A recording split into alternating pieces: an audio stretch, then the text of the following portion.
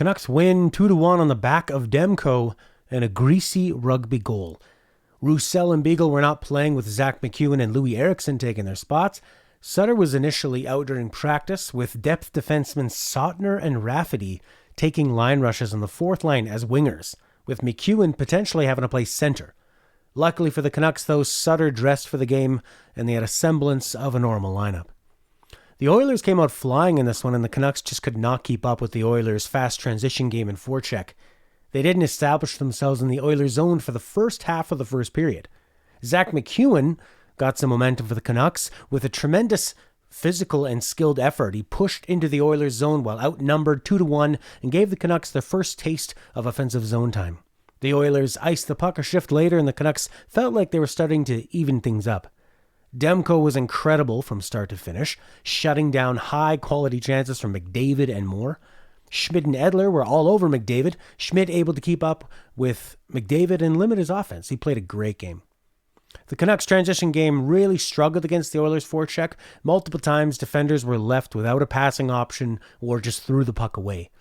If it was Myers or Ben, I'd place the blame on depth and skill and speed, but Schmidt, Edler, and Hughes are constantly left on their own.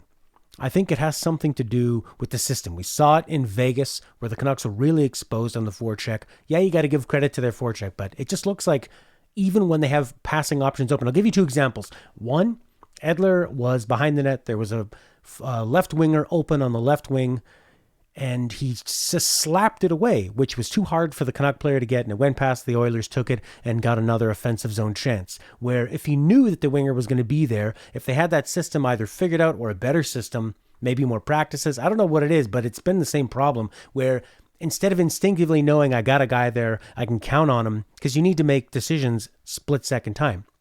He slapped it and he lost it. There was another time where Schmidt was battling in the corner. There was some pressure. He had a split second to decide.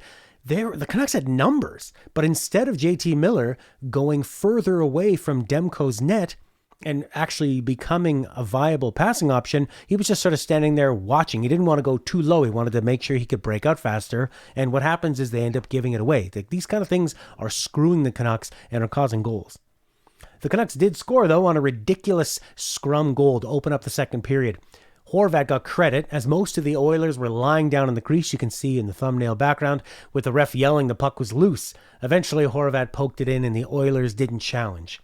The announcers were saying that the refs were probably worried that since all the Oilers were on the ground, if any one of them put their hand over the puck or covered it up in any way, it would be a penalty shot. So I think you could see it on the replay that the puck was bouncing around. And also the Oilers were the ones blocking the Oilers goalie from actually being able to move. So even though it looked like garbage, I think it was a good call by the refs. Draisaitl scored on a power play to even it up, in which the Canucks were down 2 men for a large chunk of it, but he scored when they were only down 5 men to 4. There was a cross-ice pass to one of the best shooters in the league, and Demko had no chance on it. Halfway through the third, Myers had a great shift, picked up the puck in his own end. He made some nice one-on-one moves to gain the zone. The puck got worked down low to Höglander, who kept it alive on the boards, of course, like he always does. He put it back to Ben. Ben seems to be picking up some nice moves from Quinn Hughes as he walked the puck confidently to the middle. He set up a wide-open Tyler Myers, who decided, I'm going to cruise in and take this 4 or 5 extra feet, and nailed a top-shelf slapper. I rip on Myers all the time because I think he's just too slow, not physical enough in his defensive zone. But you can't deny that the guy can skate, he can make moves, he's confident, he has a great pass, and he has a great shot. I just don't think he plays anywhere close to a $6 million defenseman. He plays like his actual defense is not worth that, obviously. Canucks basically played not to lose, as they had a 2-1 lead, and then they didn't lose, but it hardly felt like a win. The Oilers, after their initial strong play to open the game, they regressed for most of this game. It was really lacking passion. It felt like the Oilers came off of a tough series, were looking ahead to the next series, and thought the Canucks were probably going to be pretty easy. The game didn't really ramp up until the Oilers realized the Canucks were ahead by a goal, and they only had half of a third period. But by then, it was too late, and Demko was playing too well. So for the players, Zach McEwen, he had some great moments. He also had a few bad plays, but that's to be expected. They sat him for 4 games. He offered a ton more than Roussel has in any game this season. Jace Howerluck wins my David Booth's most exciting player, who's not really the most exciting player award. He has speed. He loves to hit. He's smart with the puck. I love seeing him in the bottom six, especially for that price. And he has the motivation to prove himself. He's already been dumped by like 2 teams. Sutter actually had some great defensive moments, which you need against the Oilers' two-headed monster of McDavid and Draisaitl. He also had some nice solo rush moments, but his lack of playmaking stood out as usual. Gaudette had his most impressive game for me. I know he scored last game, but his overall game tonight was much better. He looked quicker, stronger with the puck, more confident. He had some very positive possession time and possession moments. He looked like a threat. Miller was his usual self this season. He looked offensively engaged for the most part, fired up for the most part. He had his helmet ripped off by, I think, Darnell Nurse on that rugby goal and was mouthing off to the guy. But his defense was a mix of some passionate checking when he can get there, and when he can't, a lot of coasting if he felt the players were out of his reach. Besser had another strong game. His two-way game has really improved this year. It seems like he's faster. He's more nimble. He's able to do a lot more, and it looks like he's really enjoying it. I like Besser's passion.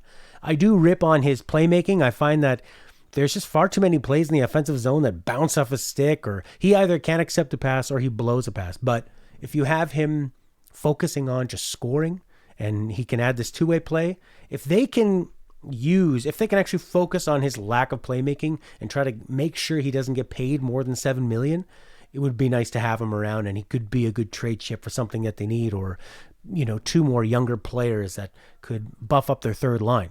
Because I think with Pettersson, Miller, Horvat, Höglander, it would be really nice to get another strong piece, Paul goals and something to give them a top 9. But I like Besser where he's playing now. I mean, he had that awesome slap shot last night. He can score a lot of different ways. He went up. There's a Canucks rookie who did something a couple times this year, and he's a good leader for a young guy. Meyer has actually made very little noticeable mistakes, but he was often caught in his own zone for lengthy periods of time. He just lacks the speed to get away from the net, and he just watches the Oilers get to loose pucks. It's the same thing every time, but I will say this was one of his better games overall. The biggest story, though, was Demko. He made every save you could reasonably expect, and he made a bunch that you should unreasonably expect. He was rock solid. He's tracking the puck. He's in the right spots, not giving up rebounds. He even made a few desperation athletic saves as well. He's making me and the fans feel relieved that he's measuring up to Markstrom, and it looks like he could be better for longer. And I love his big game attitude. The guy likes pressure. I like that when he gets scored on, he just has that little smile and stays. He never looks shaken, even when he's got one of the league's worst defense in front of him. In terms of defensive play, I think there's some great players in the defense. I really actually, speaking of it again, I would be fine with them seeing another coach. I don't think Green's systems are helping this team out.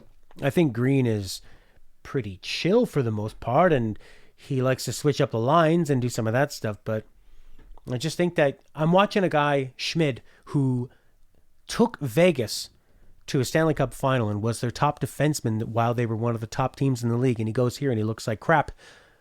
To the casual eye, I think you could look at Schmidt and go, oh, what's the problem? And he's getting bad bounces and stuff. But the guy obviously has skill. He can move, he can check, he can do everything you'd want for $6 million. He's a great player. I love having him, and I think that he's made to look a lot worse than he is with Green's system. And that's been my opinion since the Vegas Knights series, and seeing their problems continue on here. But we'll see what Demko commands. Will Benning and Aquilini be able to give this guy a deal? They'll probably just end up with a bunch of bridge deals. I don't know. I'm starting to move all of my frustration away from Benning and put it on Aquilini. Because when you look at the trades that Benning makes, they're actually pretty impressive. The guy offloaded Goodbranson in his contract, which should have cost you something to get rid of. And he got Tanner Pearson for it. And Tanner Pearson has been an effective player that they could flip at the deadline, who has pedigree and has trade value. So you're going to turn Goodbranson into a useful player and potentially an asset, although I really don't see the Canucks moving for assets. They just don't seem to do that. They like to pretend they're a Stanley Cup champion who needs to keep loading up. And what else? What did he trade, like a third pick or something, a second or a third for Schmid? Incredible. When the right trades come along, the trade for Miller, fantastic. And his drafting, other than Virtanen, has been pretty spectacular. Yeah, he's got some misses, but a lot of GMs do. When you look at what Tampa's done. Look at their draft record. They suck. Other than their goalie, they suck at drafting, and they won a Stanley Cup. So there's other ways you can do it. Now, I'm not excusing Benning for everything, but I'm starting to think that all the really bad moves, going out and getting Myers, never acting like you're rebuilding and constantly trying to keep the game, keep the team competitive. I'm saying that with air quotes. Bringing in Beagle, Roussel, keeping Sutter. I'm starting to think those are Aquilini decisions, and that's why Trevor Linden left. He probably realized, oh, I'm not going to have any control of this situation. This is the Aquilini show. This guy wants to play GM. And like I say, I'm not excusing Benning for everything, but he has made some good moves. And it just feels like the erratic nature of what they're doing, and him saying he talks to Aquilini day to day, whether that means he actually talks to him every day or more about day-to-day matters. I'm starting to blame Aquilini. He doesn't want to put the money out. He didn't want to lose money. As one of the commenters on my last video was saying, Aquilini's all about money. He wanted to keep the team competitive instead of rebuild because he thought the fans weren't going to come. Huge miscalculation that has screwed the team, where they have some nice pieces, but they don't have any of those assets and draft picks they should have been accumulating over the last 7 years. Podkolzin and Höglander, great. Ulevi, sure. But there should be way more. Oh my God. I can't even think about it. It's so depressing. I'm just trying to focus on the positive here.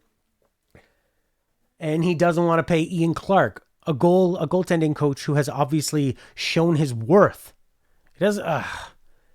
Aquilini, it's a big problem. If you can't afford to own an NHL team, sell it to somebody who can. And I get it, it's a pandemic, but you look at Montreal Canadiens, they're going out there throwing some money around. You can't buy a sports team as an investment that's going to make money. Sports teams have ups and downs. They're unpredictable. They're a passion project. You have to be a real billionaire who can handle losing money, who would never hesitate to continue to sign Ian Clark and not give that guy a fucking raise.